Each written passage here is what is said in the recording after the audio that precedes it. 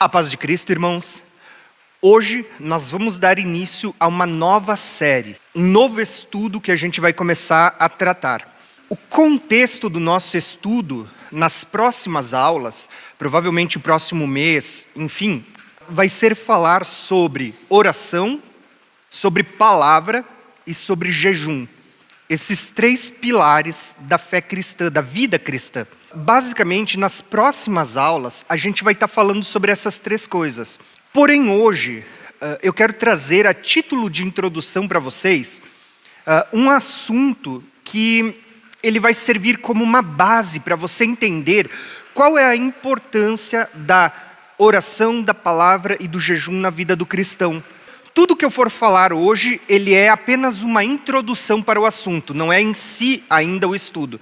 Mas hoje vai ser uma introdução para o que a gente vai falar nas próximas aulas. Para a gente poder introduzir esse assunto de oração, palavra e jejum, eu quero usar uma figura na Bíblia, que é o tabernáculo de Moisés. Por quê?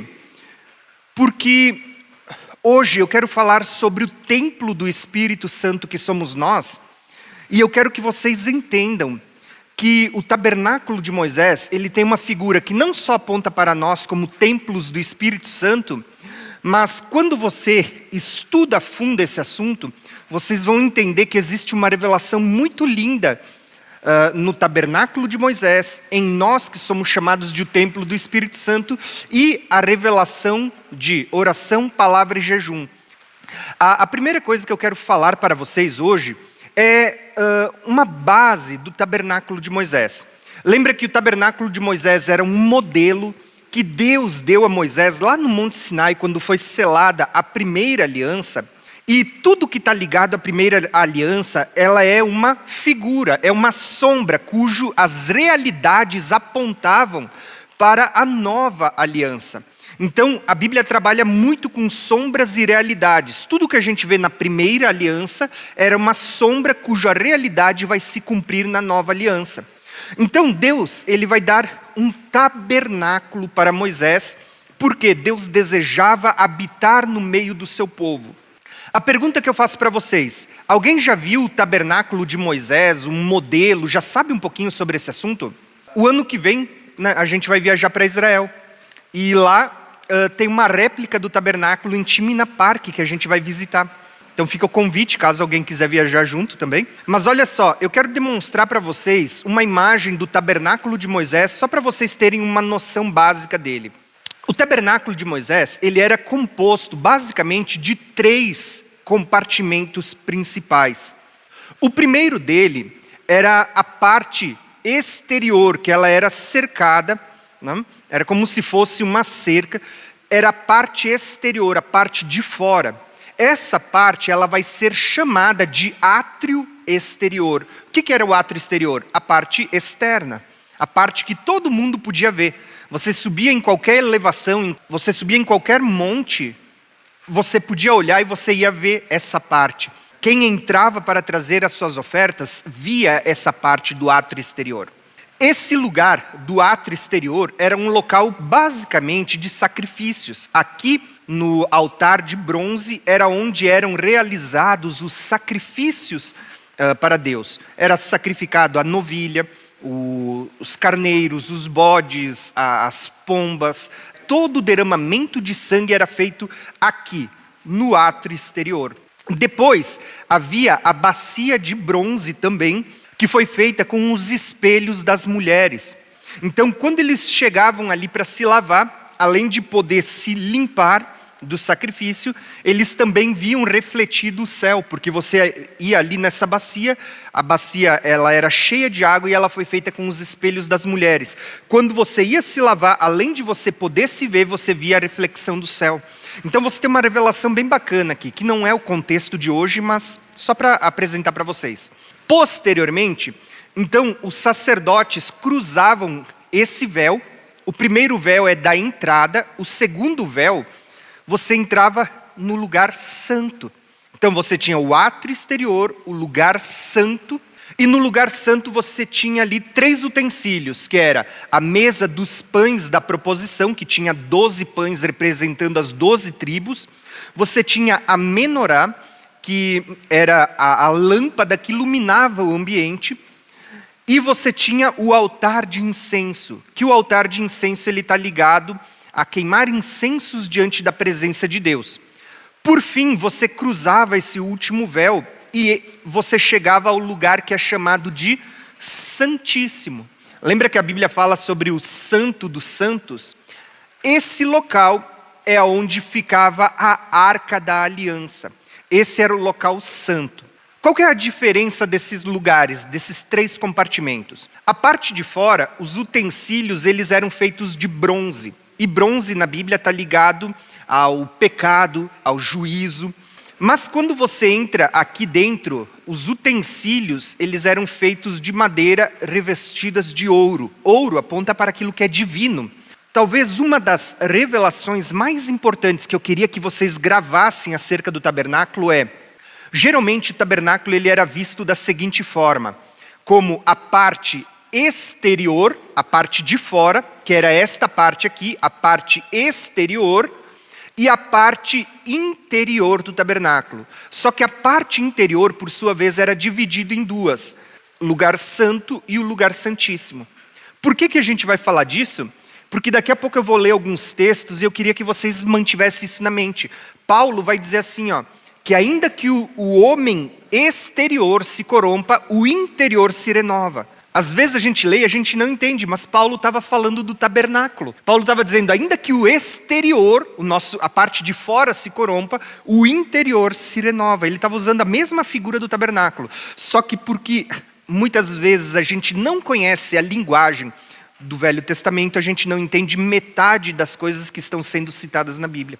A primeira coisa que nós vamos fazer é ler alguns textos. Eu quero demonstrar para vocês algumas coisas muito interessantes acerca do tabernáculo de Moisés na primeira aliança, como isto era uma figura que apontava para nós, que somos o templo do Espírito Santo na nova aliança. E por fim, eu quero demonstrar para vocês como que entender isso vai nos levar a uma compreensão sobre o assunto que a gente vai estudar daqui a uns dias: a oração, a palavra e o jejum. Quando a gente olha para o tabernáculo, eu já falei para vocês, hoje eu não vou ler todos os textos que passam na tela, por causa do tempo que a gente não tem para poder manter dentro do nosso período de 1 hora. Então eu vou escolher apenas alguns textos para a gente ler. Quando a gente fala do tabernáculo, você vai ver que Êxodo 40 vai mostrar que o tabernáculo era dividido em 3 partes. A parte exterior, o santo e o santíssimo. Mas, como eu disse para vocês, o tabernáculo de Moisés, ele era uma sombra, cuja realidade na nova aliança aponta para nós. Então, só para a gente fundamentar isso com a palavra de Deus, eu quero demonstrar algumas coisas para vocês, tá? O assunto do tabernáculo, ele é muito profundo na Bíblia. Na verdade, acho que todo mundo deveria estudar esse assunto, porque ele tem tanta revelação, que eu vou demonstrar umas coisas para vocês antes da gente começar o estudo. Olha só que interessante. Quando a gente olha para o tabernáculo, você vai ver que, primeiramente, o tabernáculo ele aponta para Cristo. Tudo no tabernáculo aponta para Jesus. Um exemplo que eu vou dar para vocês é o seguinte: não é o objetivo do estudo hoje, então hoje eu não vou falar desse aspecto, mas tudo no tabernáculo aponta para Cristo. Se vocês prestarem atenção, vocês vão ver que até a disposição dos utensílios no tabernáculo, eles apontavam para a obra de Cristo e da redenção. O tabernáculo, ele também aponta para a obra da criação. Eu vou dar um exemplo. Como eu disse, não é objetivo hoje. Hoje eu vou falar apenas do tabernáculo apontando para o homem. Mas só para vocês entenderem como esse assunto ele é profundo. O tabernáculo, ele aponta para a obra da criação. Lembra que Paulo ele vai dizer assim, conheço um homem que se no corpo, fora do corpo eu não sei, ele foi arrebatado até o 3º céu, e ele ouviu falar de coisas inefáveis. Você vai ver que o átrio exterior é como se ele representasse o 1º céu, o lugar onde a gente vive. O 2º céu, ele está ligado ao lugar santo. E o 3º céu ao lugar santíssimo. Então vocês têm aqui uma revelação que aponta até para a obra da criação. Mas uma das coisas que eu sempre gosto de dizer é que o tabernáculo ele também aponta para o livro do Apocalipse. Então, para quem quer entender o livro do Apocalipse, você precisa compreender sobre o tabernáculo. Por quê? Se você parar para prestar atenção, você vai ver que todas as figuras que Deus usou no Apocalipse, ele usou citando o tabernáculo. Quando Jesus é visto no capítulo 1 de Apocalipse como um sumo sacerdote vestido entre os 7 castiçais, não é a menorá que você está vendo lá na Bíblia?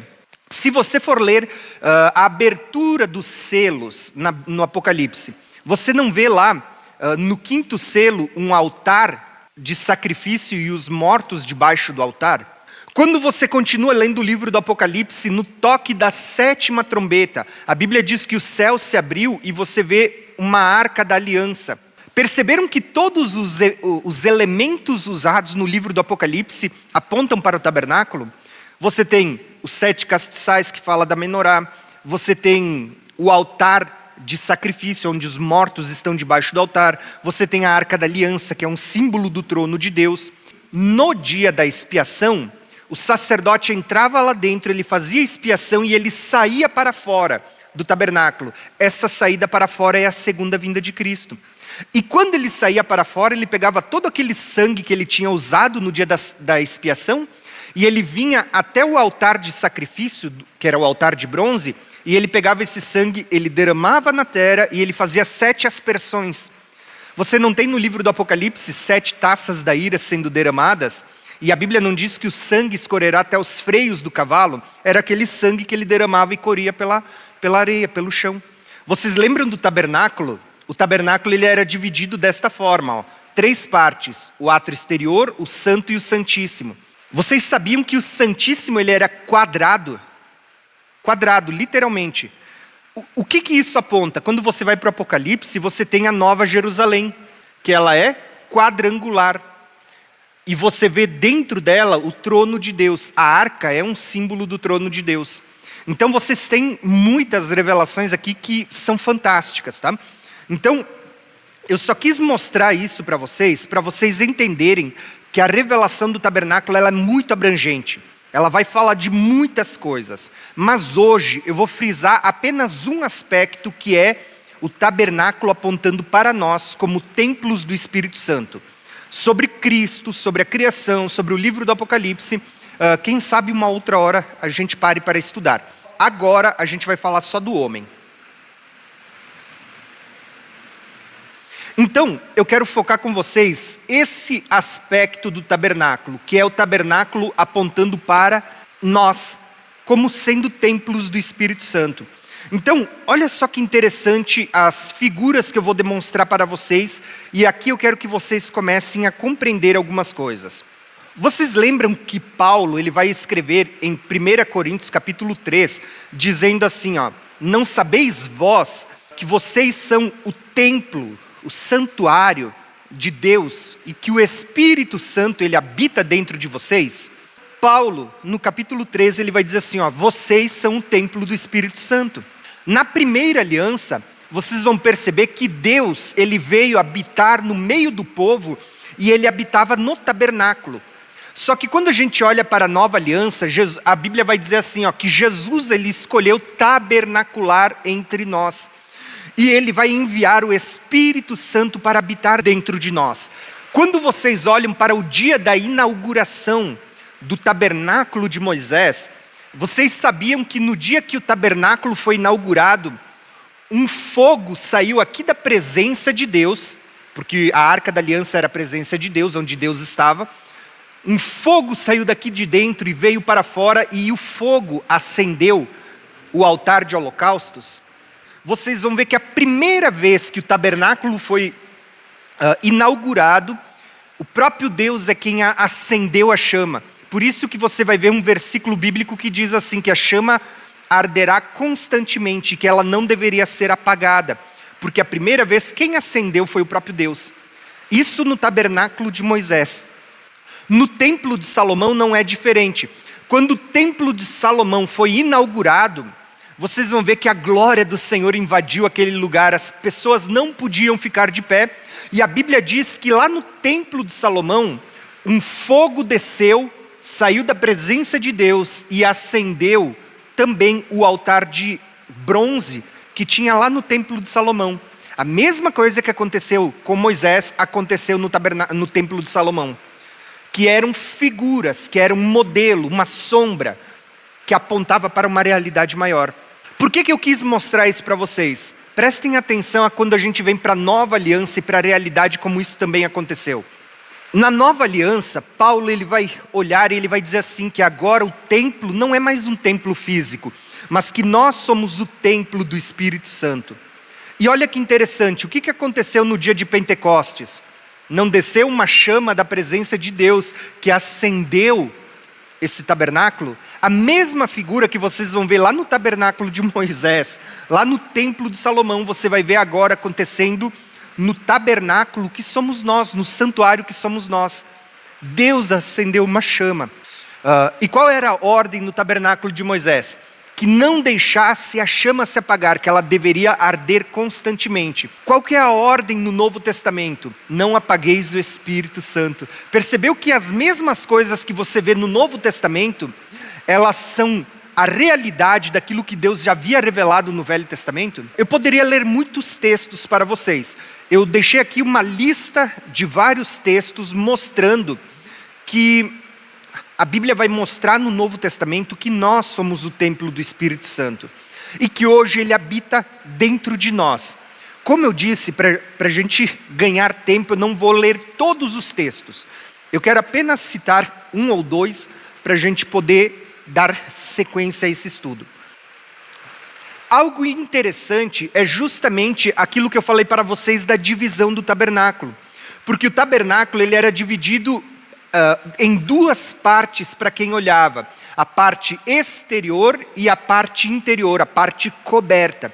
Quantas partes tinha o tabernáculo de Moisés? 3. Né? O átrio exterior, o santo e o santíssimo. Mas para quem olhava de fora, quantas partes tinha? 2. A parte de fora, o átrio exterior, e a tenda, a parte encoberta. Porque lá dentro, por mais que eles soubessem, eles não podiam ver. Por que isso é interessante? Porque essa é a linguagem que a gente vai ver na nova aliança. Na nova aliança é dito assim, por isso não desfaleçamos, mas ainda que o nosso homem exterior se corrompa, o interior, contudo, se renova. Perceba que a linguagem é a mesma. O exterior falava do átrio exterior. O interior falava da parte coberta. Quando a gente olha para nós, você olha para o seu irmão que está do lado, você olha, você vê o quê?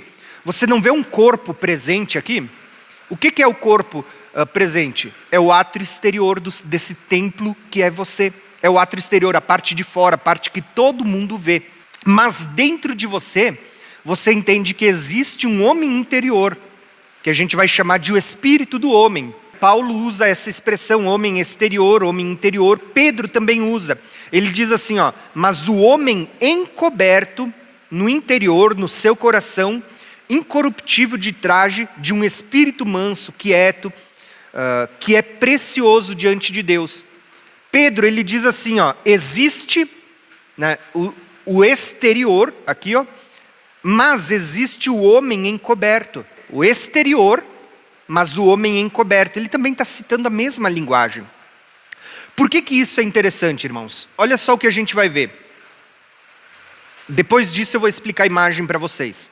Se você entender que, em primeiro lugar, a Bíblia vai falar do homem exterior e o homem interior, ou o homem encoberto, ou seja, você tem duas figuras aqui. Se a gente for afunilar, você vai descobrir que o tabernáculo ele não era dividido só em duas partes, mas em 3. Porque você via lá na parte coberta duas partes, o santo e o santíssimo. E você vai ver que o próprio Paulo, nas suas cartas, nas suas epístolas, ele vai começar a deixar isso claro. Ora, ele usa a figura, o homem exterior e o homem encoberto. Ainda que o exterior se corrompa, o interior se renova. Está falando de duas partes. Ora, Paulo vai abranger de uma forma mais profunda, falando das 3. Por isso que quando Paulo escreve sobre a nossa santificação, Paulo vai escrever o seguinte. Lembrando que Paulo é quem diz que nós somos o templo do Espírito Santo. Então, olha só o que Paulo tem em mente quando ele fala de nós sermos o templo do Espírito Santo. Ele vai dizer assim, afastem-se de toda forma do mal, que o próprio Deus da paz o santifique inteiramente, que todo o espírito, alma e corpo de vocês seja conservado irrepreensível até a vinda do nosso Senhor Jesus Cristo. Pergunta que eu faço para vocês: quantas coisas Paulo citou aqui? Ele citou o espírito, a alma e o corpo. Perceba que o próprio apóstolo Paulo, que entende que nós somos o templo do Espírito Santo, ele olha para nós e ele cita 3 porções. Ele cita o espírito, a alma e o corpo.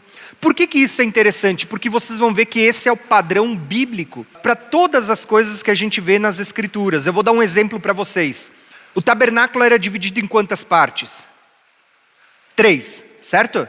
O átrio exterior, o lugar santo e o santíssimo. Quando vocês olham para Deus, vocês perceberam que Deus é um só, mas a gente, quando fala da doutrina da Trindade, a gente aponta para o Pai, o Filho e o Espírito. Quando a gente olha para a forma como Jesus se apresentou quando ele veio, como Jesus ele se apresenta? Ele diz: eu sou o caminho, a verdade e a vida. Sabe por quê? Porque antigamente eles chamavam esse trajeto aqui, de o caminho, a verdade, e quando chegava aqui na presença de Deus era a vida. Quando a gente olha para o homem, você percebe que nós fomos feitos a imagem e semelhança de Deus, assim como Deus é um, mas você vê as 3 pessoalidades de Deus se manifestando através do Pai, do Filho e do Espírito Santo. Nós vamos ver que nós somos um ser só, mas nós somos divididos em espírito, alma e corpo também. Somos a imagem e semelhança de Deus. Então, vocês vão ver que em tudo na Bíblia existe um padrão trino sendo apresentado, sempre com esses 3 elementos. Por isso que o tabernáculo era dividido em 3 partes. Por isso que Paulo, quando ele é arrebatado ao céu, ele diz: eu conheço um homem que foi até o 3º céu, 1º, 2º e 3º céu. E por isso que quando vai apontar para nós como templos do Espírito Santo, você vai ver o espírito, a alma e o corpo. E não é diferente, porque quando a gente fala dos princípios que todo cristão deveria observar, você vai ver que são esses 3: oração, palavra e jejum. Perceberam esse tripé, esse padrão tríplice em todas as coisas que a gente vai falando nas Escrituras? A parte de fora, essa parte de fora, o átrio exterior representa o corpo do homem, mas a parte encoberta, ela vai apontar para a nossa alma e para o nosso espírito. Por que a parte encoberta? Porque a parte de fora todo mundo vê. Você vê ali, qual que é a aparência do Tiago? Essa aqui é o meu átrio exterior, né? Do Mateus, do Jairo, da Lore, do Felipe, de todo mundo. É o nosso átrio exterior. Mas dentro de nós, a parte encoberta que os olhos humanos não veem, apenas Deus que nos sonda, vai ser dividido em 2 partes. Assim como no tabernáculo você tinha o lugar santo e o santíssimo, no homem, que é o tabernáculo do Espírito Santo, hoje você tem a alma, e se você for mais fundo, você tem o espírito do homem. Por que isso é interessante, irmãos? Olha só, eu vou usar essa imagem, mas a imagem correta ela é mais próxima do tabernáculo, tá? Quando você para olhar, é como se a gente tivesse o nosso corpo, a parte que todo mundo pode ver, a nossa alma e o nosso espírito, que são as 2 partes encobertas. Qual que é a diferença de um para o outro, só para vocês entenderem? O nosso corpo, ele é a parte material, é a parte onde o nosso corpo ele é guiado pelos 5 sentidos. Basicamente, como que o seu corpo ele sente as coisas? O nosso corpo ele sente através dos 5 sentidos: o paladar, o olhar, a visão, a audição, o tato. Você tem aqui os 5 sentidos, que é a parte que guia o nosso corpo. Mas, entre o corpo e a alma, você vai ver que a alma ela é diferente do corpo, que é mais material. A alma ela é mais pessoal. Ela é como se fosse a sede dos nossos sentimentos. E o espírito, ele já fala da nossa parte espiritual, e a forma como geralmente a gente escuta o nosso espírito é como se fosse quase que aquilo que a gente chama de uma intuição. Sabe quando você sente uma dor no corpo? É os 5 sentidos se manifestando. Mas quando você sente alegria, tristeza, são sentimentos, fala da nossa alma. Agora, como que o seu espírito se comunica? Já pararam para pensar nisso?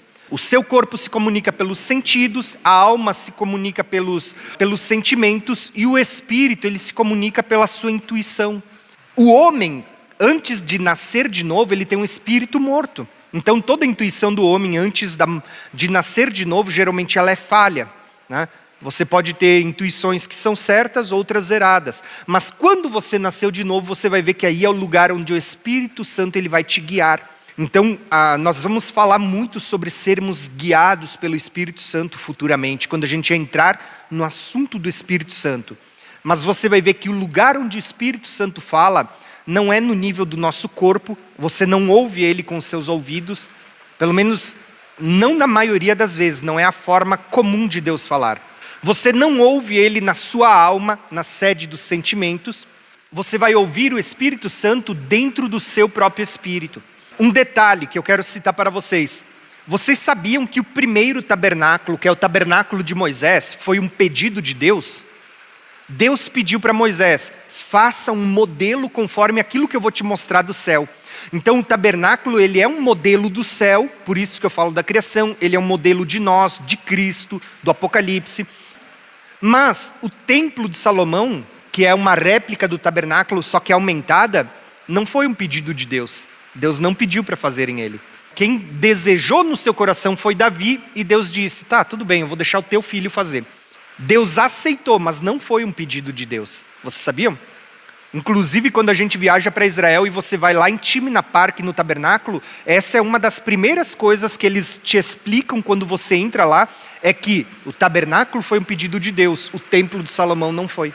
Por que isso é interessante? Porque o tabernáculo de Moisés, que vocês vão ter aqui, era uma tenda móvel. O templo era fixo, era só naquele lugar. O tabernáculo era uma tenda móvel. Por que Deus queria uma tenda móvel? Porque quando Deus levantava, o povo desmontava o tabernáculo e seguia a nuvem da presença de Deus. Era isso que Deus queria.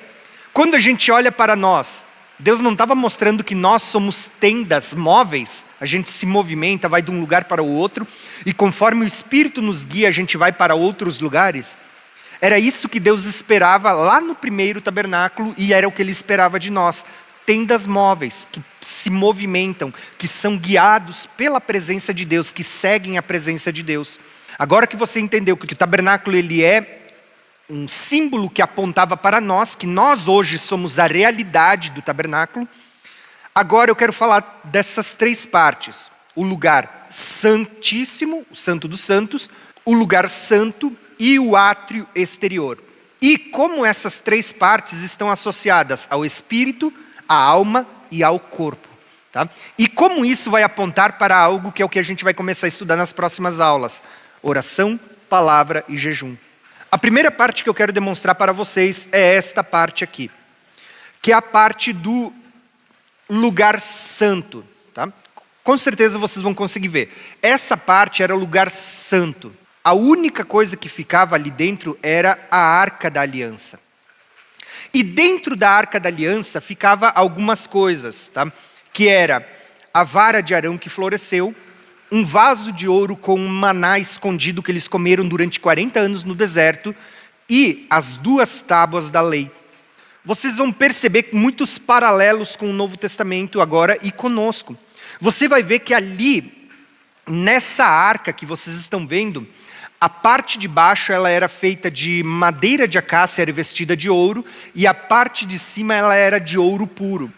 E Deus havia dado uma ordem para Moisés dizendo, ali eu virei e falarei contigo. A presença de Deus ela estava aqui entre os querubins. Deus habitava no meio do povo, entre os querubins. Por que isso tudo é interessante, irmãos? Porque quando a gente olha para o tabernáculo, olha só que interessante, a disposição do tabernáculo era basicamente esta. Ó. Eu vou mostrar para vocês. Basicamente, as 12 tribos, elas acampavam ao redor do tabernáculo. Então você tinha ali, ó, no oriente, você tinha Judá, Issacar, Zebulon. No ocidente, você tinha Efraim, Manassés, Benjamim. Depois, ao norte, você tinha Dan, Aser, Naftali. você tinha Ruben, Simeão e Gade ao sul. Mas você vai ver que Deus ele declara assim, ó, que quando você olhasse para a disposição do tabernáculo, era aqui dentro, no lugar santíssimo, onde estava a arca da aliança, que Deus ele diz, ali eu virei e falarei contigo.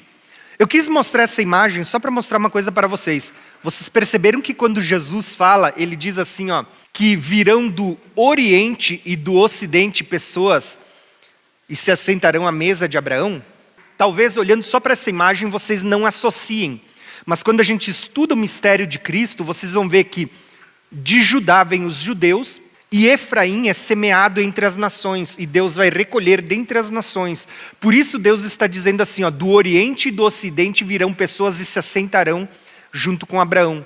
Só para vocês entenderem, Jesus diz que a vinda dele será como um relâmpago que sai do Oriente e se mostra no Ocidente. Perceba que Deus estava falando que a vinda do Senhor vai contemplar todos, inclusive judeus e gentios. Esse é um mistério que a gente vai falar daqui a um tempo. Mas o que eu queria é que vocês olhassem para esse mapa aqui, ó, e vissem que quando a gente olha, tinha o átrio exterior, a parte de fora, o santo e o santíssimo. De todos esses lugares, o único lugar que Deus disse que ele falaria com o povo, não era aqui, ó. Deus não falava com ninguém aqui. Aqui era lugar de sacrifício, de matar. Deus não falava com ninguém aqui no lugar santo. Porque a voz de Deus era escutada aqui, ó, no Santíssimo, sobre a arca. Por que isso é importante, irmãos? Porque o lugar santíssimo ele está ligado ao nosso espírito. E é no nosso espírito que vocês vão perceber que Deus vai falar. Deus pode falar ao nível do seu ouvido? Pode. Mas não é a forma comum. Deus pode falar através da sua alma, dos seus sentimentos? Pode, mas não é o lugar comum. O lugar onde Deus fala é no nível do seu espírito. Por quê? Porque é o seu espírito que nasceu de novo. Muita gente vai dizer que o homem ele é um ser dicotômico, só duas partes. Outros vão dizer, não, o homem é um ser tricotômico, 3 partes. Tem gente que diz que alma e espírito é a mesma coisa, que são sinônimos, que não existe diferença. Particularmente, para mim, eu vejo na palavra de Deus que alma e espírito são separados, são coisas diferentes. Como que a gente sabe? Eu vou demonstrar aqui para vocês.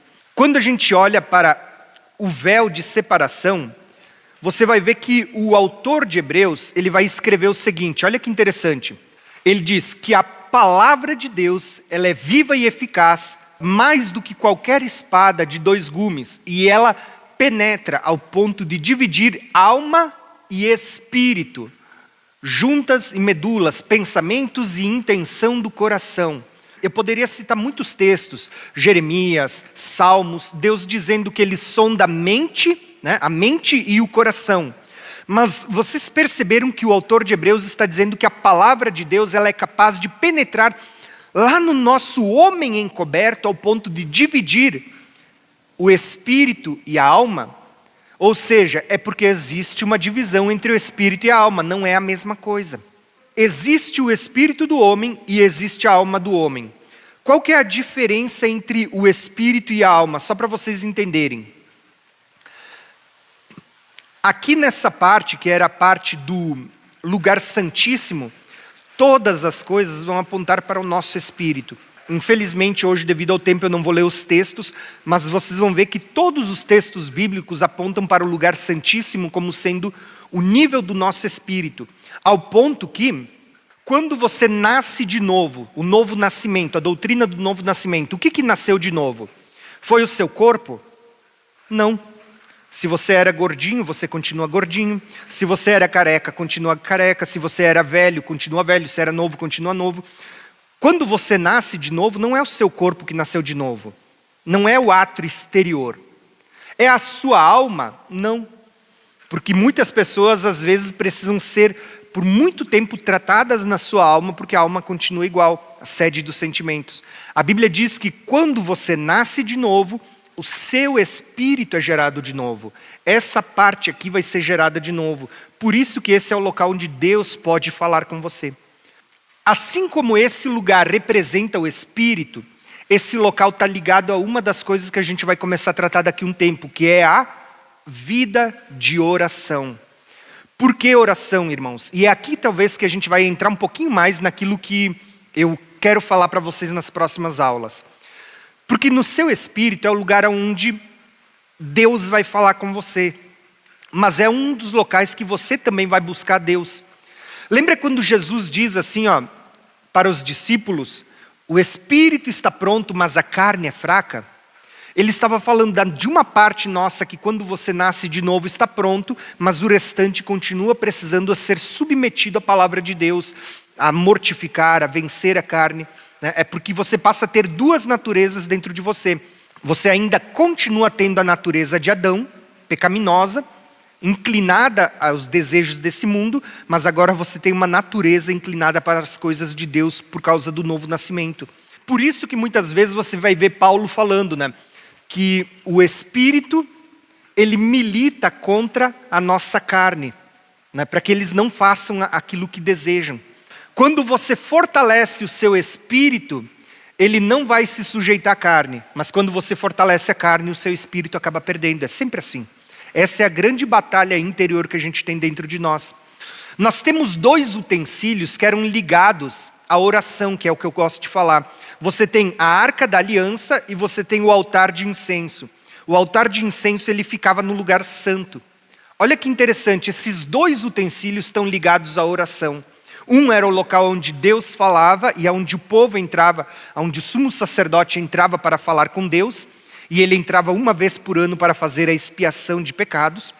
Mas o altar de incenso, que era esse utensílio aqui, que vocês vão ver ele aqui, esse altar de incenso, ele também é ligado à oração. Por quê? Vários textos bíblicos, tanto do Velho como do Novo Testamento, vão dizer assim, suba as nossas orações como incenso diante da presença de Deus. O próprio Apocalipse vai dizer que o incenso é a oração dos santos que chega diante da presença de Deus. Então você tem aqui o incenso, que é a oração. Por que eu quero demonstrar isso para vocês? Vocês vão entender agora.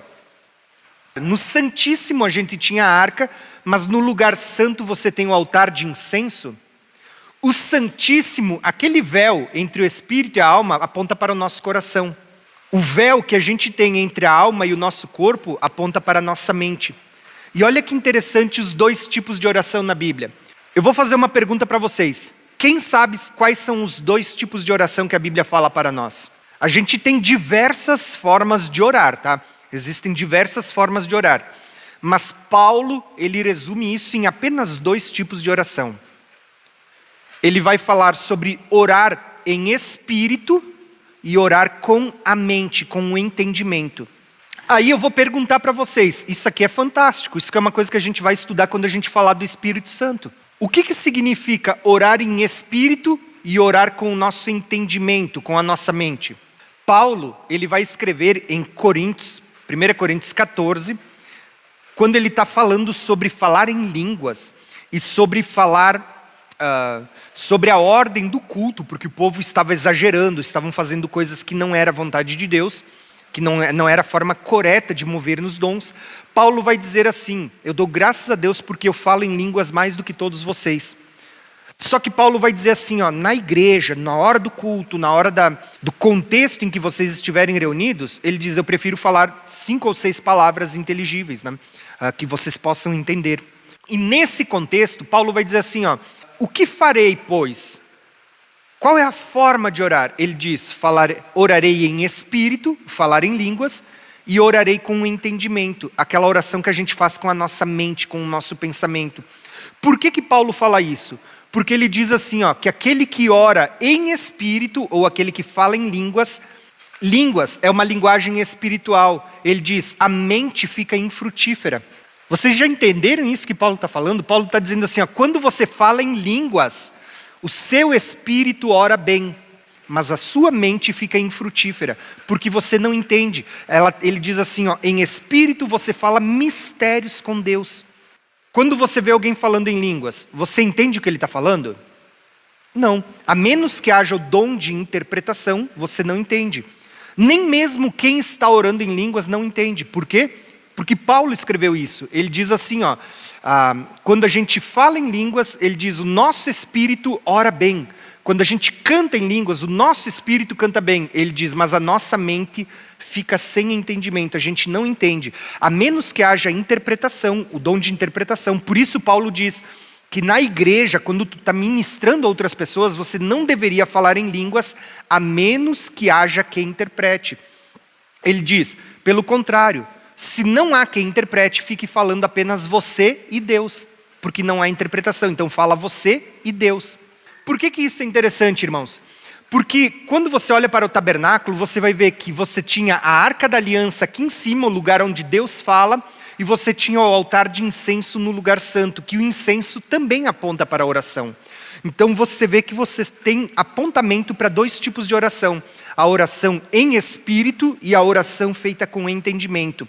Aquela que a gente fala, Paulo vai chamar de oração em espírito, quem ora em línguas, e oração com entendimento, aquela que a gente fala com o nosso vocabulário, com a nossa mente, aquela onde a gente pede aquilo que a gente deseja, aquilo que a gente anseia diante de Deus. É tão interessante quando a gente fala dessa parte do Espírito, irmãos, porque vocês vão ver, esse lugar é o lugar do novo nascimento. Esse lugar é onde Deus fala conosco. Esse lugar também é o lugar onde sai a perfeita adoração. Olha só para vocês entenderem. Nós podemos adorar com o nosso corpo. Eu vou citar um exemplo. Eu vou usar essa imagem.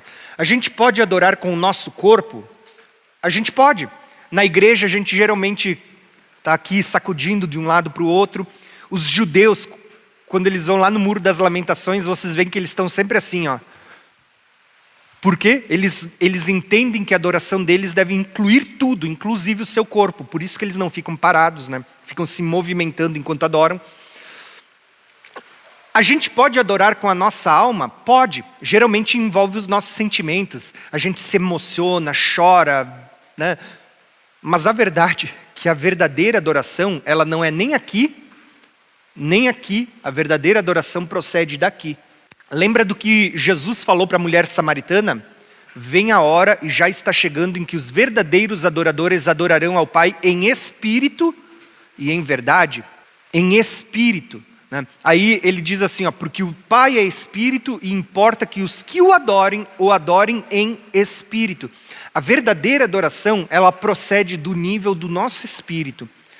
Sabe, muitas vezes a gente pode vir para a igreja e a gente está aqui, ó, de corpo presente. Vocês já viram aquela missa católica, né, de corpo presente? Né, o que significa? O corpo está ali, o restante já foi, mas o corpo ainda está ali.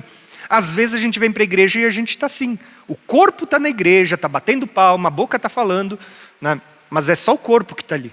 Isso é uma adoração a Deus? Não é. Você apenas bateu o cartão. Às vezes a gente vem para a igreja e a gente se emociona. Estou falando assim, do nosso sentimento, da nossa alma. A gente se emociona, acha bonito. Mas isso ainda assim não é a verdadeira adoração. A verdadeira adoração é quando a gente consegue mover o nosso espírito a adorar a Deus. E é isso que Jesus ensinou, né? Os verdadeiros adoradores adoram ao Pai em espírito e em verdade. Tá? Então é dali que procede a verdadeira adoração. E desses dois lugares, o espírito e a alma, é que procedem as orações do homem. Com o espírito, a gente ora quando a gente fala em línguas. Com a alma, a gente ora quando a gente fala com o nosso entendimento, com a nossa mente. Por isso que Paulo, ele pergunta, o que faremos, pois, então? Ele diz, falaremos em línguas, ou oraremos em espírito, mas também oraremos com entendimento. Cantaremos em espírito, mas também cantaremos com entendimento. Ele vai falar das duas coisas, né? Quando a gente saía do lugar santíssimo, que estava aqui, e você vinha para fora, você tinha o lugar santo. No lugar santo, você tinha 3 utensílios, que são eles. A mesa dos pães da proposição. Nessa mesa, você tinha 12 pães que eram colocados ali. E que no sábado, né, no dia sabático, os sacerdotes se reuniam e comiam esses pães e bebiam o vinho que estava ali. Olha uma figura que desde o passado já apontava para a ceia do Senhor. Comer o pão e beber o vinho na presença de Deus, né? Então isso apontava para Cristo. Mas isso também aponta para nós. Mas, aí você vai perguntar, como que isso está ligado com a palavra? Vocês vão ver que Jesus diz, no dia da tentação, ele não vai falar assim, ó, nem só de pão viverá o homem, mas de toda a palavra que procede da boca de Deus. Vocês percebem que o pão, ele fala de um alimento que satisfaz o nosso corpo, enquanto a palavra, ele é como se fosse um alimento que satisfaz a nossa alma? Só que olha que interessante, algumas coisas que às vezes a gente não percebe. Quando a gente fala do lugar santíssimo, a Bíblia fala de uma santificação inicial. Quando você creu em Jesus, o seu espírito nasceu de novo, o seu espírito agora é santo. Você foi santificado. Quando a gente fala da nossa alma, você vai ver que existe uma santificação progressiva. O que é isso? Constantemente você tem que submeter a sua alma, os seus sentimentos, a sua mente à palavra de Deus, para que a sua mente seja renovada, renovai-vos o vosso entendimento por meio da palavra de Deus. Constantemente você tem que submeter a sua vida à palavra de Deus para que você se torne santo. Quando você fala do corpo, hoje eu não tenho como ler os textos bíblicos, mas o nosso corpo, a Bíblia diz assim que ele só será santificado no dia da glorificação. Quando a gente tiver um corpo glorificado, isso é chamado de santificação final. Então, o Espírito tem a santificação inicial. Nossa alma, santificação progressiva. Você toda hora tem que estar submetendo ela à palavra de Deus. Nosso corpo, você vai ver que ele só vai ter uma santificação plena no dia da glorificação, quando você receber um corpo glorificado, que não é mais sujeito ao pecado. Então nós temos aqui 3 estágios: a santificação inicial, progressiva e santificação final. Nós falamos que a mesa dos pães asmos, ela aponta para a palavra de Deus, O pão é um símbolo que aponta para a palavra. O castiçal, ou a menorá, também aponta para a palavra. Na verdade, tem muita revelação, porque a menorá, ela está ligada à palavra de Deus. Lembra que quando a gente estuda, é dito assim, lá em Salmos: lâmpada para os nossos pés é a tua palavra. O que ele está dizendo aqui? Lâmpada, ela fica acesa. A menorá, ela era acesa pelo menos 2 vezes, de manhã e de tarde. Todas as manhãs e todas as tardes, a menorá era acesa dentro do lugar santo. Aqui tem muita revelação. Por quê? Assim como a igreja foi acendida nos dias de Jesus, a igreja primitiva, existe um avivamento para o tempo do fim, onde a igreja vai ser acesa de novo. Por isso que ela era acesa de manhã e de tarde. Mas uma das coisas que a gente precisa entender é que a palavra de Deus, ela aponta para o resplendor dessa luz. A menorá, ela aponta para muita coisa, tá, gente? Só para vocês terem uma ideia, quando a gente olha para a menorá, um dia eu posso explicar isso para vocês, vocês vão ver que na menorá tinha as lâmpadas. 2 delas são irrepreensíveis, são chamadas de testemunhas. Mas as outras 5 que sobram, você tem gente que está andando em conformidade com a palavra, mas tem gente que está repreensível. Se vocês olharem para essa figura, vocês têm a revelação das 10 virgens. Lembra que as 10 tinham lâmpadas, mas só 5 tinham elas acesas até o tempo do fim? Tinham azeite para manter as suas lâmpadas acesas? Por quê? Isso tem uma conexão com a palavra de Deus. Tá? A Bíblia diz assim, lâmpada para os nossos pés é a tua palavra, Senhor. Então, quando a gente olha para a menorá, ela também está ligada, dentre os vários aspectos, ela está ligada ao Espírito Santo sobre nós. De um lado, você tinha 9 amêndoas, e do outro lado, mais 9 amêndoas. Você vai ver que a ação do Espírito Santo em nós é que ele traz os 9 frutos do Espírito, ou as 9 características do fruto do Espírito em nós, mas ele também manifesta os 9 dons espirituais. Só que a amêndoa na Bíblia, ela também aponta para a palavra de Deus. Lembra que Jeremias diz assim, o que tu vês, Jeremias? Deus pergunta, e Jeremias disse, eu vejo uma amendoeira. O que Deus diz? Vistes bem, porque eu zelo pela minha palavra. Amendoeira, além de falar de frutificar, amendoeira é um símbolo que aponta para a palavra de Deus. Por que eu estou falando tudo isso para vocês? Porque quando a gente olha para essa figura do lugar santo, vocês vão perceber essas questões. Os pães apontam para a palavra de Deus. Nem só de pão viverá o homem, mas de toda palavra que procede de Deus. A luz que o candelabro emitia aponta para a palavra de Deus. Aquelas 7 lâmpadas, né? A Bíblia diz, lâmpada para os meus pés é a tua palavra, Senhor. Você vê que está ligado à palavra de Deus. E lembrando que o lugar santo apontava para a nossa alma. É isso que a palavra de Deus vai fazendo quando a gente vai se enchendo dela. A gente vai aperfeiçoando e mudando aquilo que está dentro da nossa alma. Agora, por fim, eu vou falar da última parte aqui, que é o átrio exterior. O átrio exterior, por sua vez, ele era um local de sacrifícios. O que se fazia no átrio exterior aqui, ó? Morte. Era derramamento de sangue, eles matavam os animais que eram levados. Quando alguém pecava, ele trazia ali o seu animal, um cordeiro, um bezerro, né? Dependendo de quem fosse, tinha que trazer um animal maior ou um animal menor. O sacerdote ia impor as mãos sobre aquele animal. Olha aqui, doutrina de imposição de mãos, né? Ele impunha as mãos e ele declarava o pecado. E aquele animal era morto.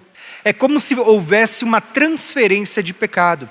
O pecado daquela pessoa passava para o animal e o animal era morto para que ele não precisasse morrer.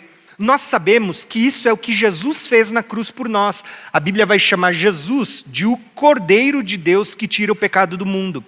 Cristo, ele saiu aqui do terceiro céu, ele veio até nós, até a terra, ele se fez homem como nós e ele morreu por nós. Vocês vão ver que o altar de bronze, ele é uma figura que aponta para a cruz de Cristo, onde Cristo como um cordeiro foi morto. Mas esse lugar aponta para nós também. Porque em todo o tempo, vocês vão ver que Deus estava dizendo assim, ó, que nós devemos fazer morrer os atos do nosso corpo. Paulo, ele vai dizer assim, ó, eu esmuro o meu corpo e eu subjugo ele à vontade de Deus. Diferente do nosso espírito, quando a gente ora, a gente está fortalecendo o espírito. Lembra assim, ó, quando você ora, o seu espírito está sendo fortalecido. Por isso que Jesus disse aos seus discípulos, né? Nenhuma hora vocês puderam vigiar, puderam orar comigo? Aí logo em seguida ele diz, o espírito está pronto, mas a carne é fraca. Se vocês não orarem, o espírito não é fortalecido, vai dar vazão à carne. É isso que Jesus estava dizendo quando ele diz, o espírito está pronto, mas a carne é fraca. E ele fala isso num contexto onde ele vê os discípulos dormindo, que não estavam orando. Quando você ora, o seu espírito é fortalecido e você vence a carne. Quando você deixa de orar, a sua carne, que continua sendo fraca, ela vai vencer. Quando você olha para a parte da alma, está ligado à palavra de Deus. Como é que você fortalece? Alimentando ela com a palavra de Deus. Como é que você subjuga os seus sentimentos, as suas emoções? Com a palavra de Deus. A sua vontade é de fazer uma coisa, mas aí você olha para a palavra de Deus e ela te mostra outra. Você vai subjugando os seus sentimentos, as suas vontades, as suas paixões pela palavra de Deus. Mas aqui não. Aqui é lugar de mortificação, de matar. E como é que você faz isso? Aí que entra o jejum. O espírito está ligado à oração. A alma está ligado à palavra de Deus. Mas aqui, ó, é só jejum. O jejum, ele enfraquece a nossa carne. E quando ele enfraquece a carne, o nosso espírito, ele é fortalecido. Por isso, irmãos, que a gente vai começar a estudar daqui uns dias sobre oração, sobre palavra e sobre jejum. E por isso que eu queria trazer para vocês hoje uma introdução falando sobre nós sermos o templo do Espírito Santo. E você entender que assim como o templo do Espírito Santo ele era dividido em 3 partes, né? O lugar santíssimo, o santo e o átrio exterior, você possa entender que você também é assim. Né? Deus deixou como se fosse um modelo, um mapa. Né? O seu átrio exterior é essa parte aqui, ó, a parte de fora, a parte que todo mundo vê, é o seu corpo. Mas você tem o homem encoberto, que era aquela tenda. A tenda era o homem encoberto. Só que até mesmo dentro da parte encoberta existe uma divisão. Por isso que o autor de Hebreus vai dizer, né, que a palavra de Deus ela é capaz de penetrar tão fundo ao ponto de dividir alma e espírito, juntas e medulas, pensamentos e intenção do coração. Quando a gente olha para essa figura de sermos templos do Espírito Santo, o que eu quero que vocês percebam é que o nosso corpo, a nossa carne, ela continua fraca. Ela precisa ser subjugada. Ela precisa ser mortificada. E como a gente faz isso? Por meio do jejum. O jejum é a arma mais poderosa para enfraquecer a carne e fortalecer a nossa alma e o nosso espírito. Quando você jejua, você está dizendo não para a sua carne. Adão e Eva, lá no princípio, qual foi o pecado deles? A gente sabe que o pecado é a desobediência. Mas como é que a desobediência ela veio? Por meio da comida. Vocês perceberam que eles comeram o que não deveriam comer. E por isso o pecado entrou no mundo. Por isso que o pecado gerou a morte. Aqui é um lugar onde havia morte. Por isso que o nosso corpo hoje, ele ainda morre.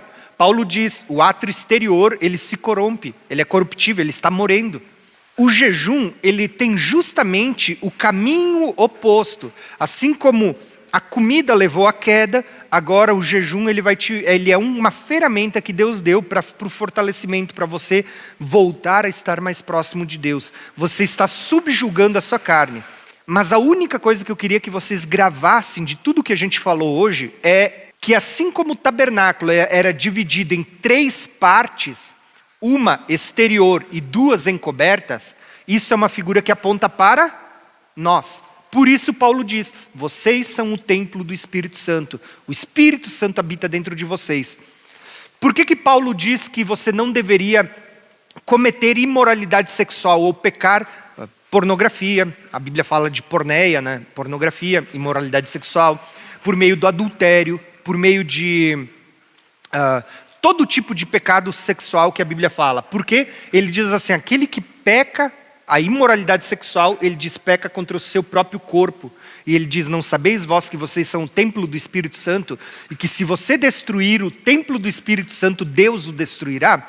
Percebam que Paulo vai dizer que todos os pecados que a gente comete, ele diz assim, o único que é contra o seu próprio corpo é a imoralidade sexual. Quando você olha para o Apocalipse, você vai perceber que existem 2 pecados que são dados destaque. A imoralidade sexual e a idolatria. Por que Deus fala só desses 2? Porque imoralidade sexual, você está pecando contra o seu próprio corpo. A idolatria, você está pecando contra a sua alma e o seu espírito. Você está introduzindo dentro de você um outro Deus, que é diferente daquele Deus que está habitando dentro de você, o Espírito Santo. Você é templo do Espírito Santo. Quando você adora outro ídolo, você pecou contra Deus. O seu corpo é templo do Espírito Santo. Quando você comete imoralidade sexual, você peca contra o seu corpo. Então, a verdade é que tem muitas coisas que poderiam ser faladas aqui. Mas a única coisa que eu quero que vocês gravem é que assim como o tabernáculo era dividido em 3 partes, você que é templo do Espírito Santo também é dividido em 3 partes. É um ser tricotômico. Por isso Paulo vai dizer que você seja achado em santidade, espírito, alma e corpo. Se você entendeu esse princípio, você vai entender o que a gente vai falar daqui para frente, quando a gente for falar de oração, a palavra e o jejum. E vocês vão ver que essas 3 coisas, elas têm a capacidade de subjugar a sua carne, o jejum, e fortalecer a sua alma e o seu espírito em santidade e em temor no Senhor. Muitos cristãos hoje negligenciam essas coisas. Muitos crentes negligenciam isso. E mal sabem que quando negligenciam esses 3 aspectos, que é a oração, palavra e jejum, estão negligenciando aquilo que manteria o seu templo impecável diante do Senhor. Quantos cristãos estudam a palavra de Deus?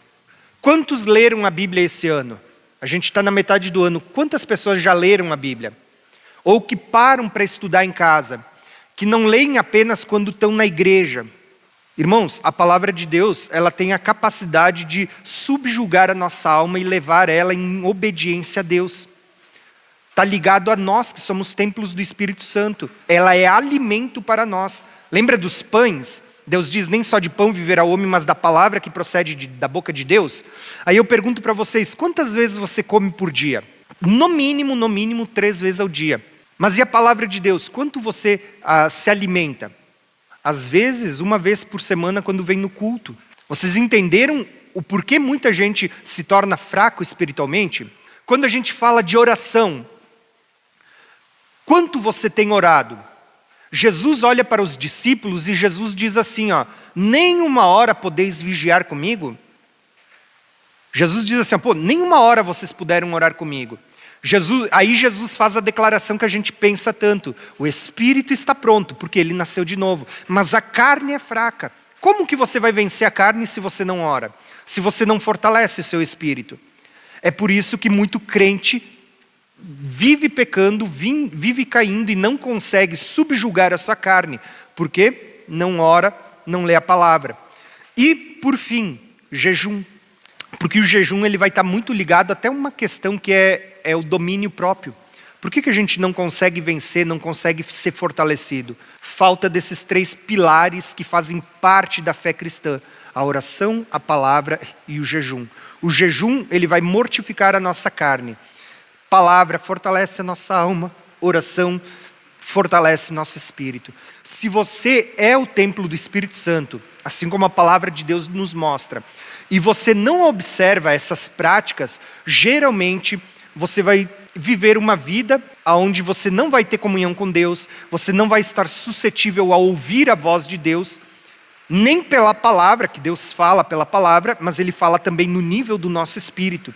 A Bíblia diz assim, que aqueles que são guiados pelo Espírito Santo são filhos de Deus. Deus nos guia pela palavra, mas Deus nos guia pelo Espírito, falando dentro de nós também. Como que a gente vai ser guiado se a gente não ora, não lê a palavra e não jejua? Então, eu quero deixar apenas essas palavras para vocês. Esses 3 pilares fazem parte da vida cristã, é o básico do básico. Se você tiver essas 3 coisas vigentes na sua vida, com certeza você vai viver uma vida cristã vitoriosa. Quando você deixa essas 3 coisas de lado, muito provavelmente você vai ter uma vida cristã que no máximo vai ser religiosidade, mas não é uma comunhão intensa com o Senhor, quando essas 3 coisas são negligenciadas. Então lembre, você é o templo do Espírito Santo. Você tem um espírito, uma alma e um corpo, e que você precisa subjugá-los à oração, à palavra e ao jejum. Amém?